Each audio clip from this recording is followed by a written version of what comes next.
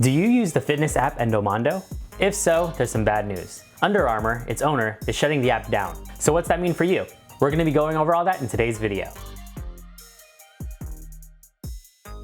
If you're new here, my name is Kevin and I'm a certified personal trainer and nutrition coach. And on my channel, you'll find reviews, tips, and tutorials on fitness apps, equipment, and more. So if you find any of those things interesting, be sure to like, subscribe, and hit that notification bell so you're the first to know when I post out something new.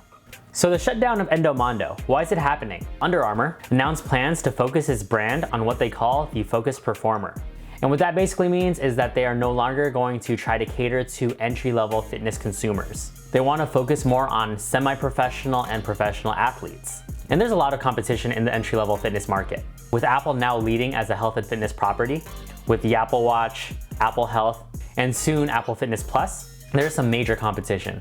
And on top of that, with the surge of home fitness products like the Peloton, the Mirror, and other ways for people to work out at home, the market is just getting more and more competitive.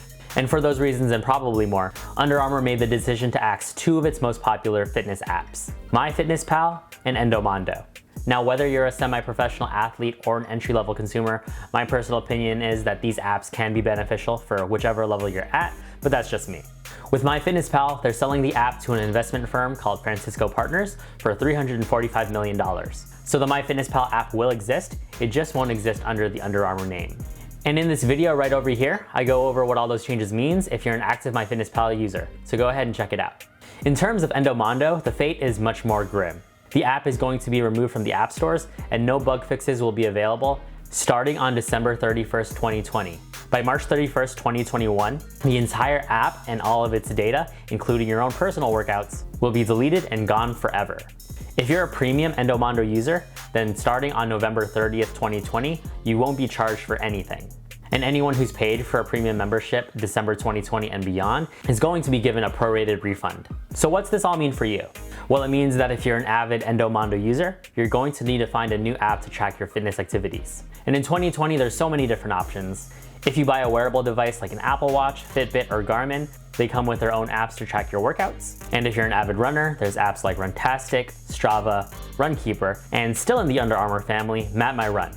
Under Armour will still be retaining MapMyRun, and so they're suggesting that people who want to keep their workout history from Endomondo, that they transfer their data to MapMyRun.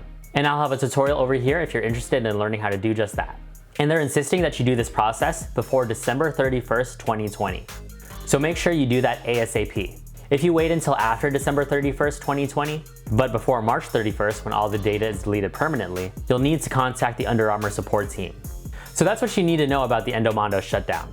Let me know in the comments below. Are you bummed by the news? What app will you be moving to? I'd love to hear what's next for you. Thanks for watching. Be sure to like and subscribe for more fitness app news like this, and I'll see you in the next one.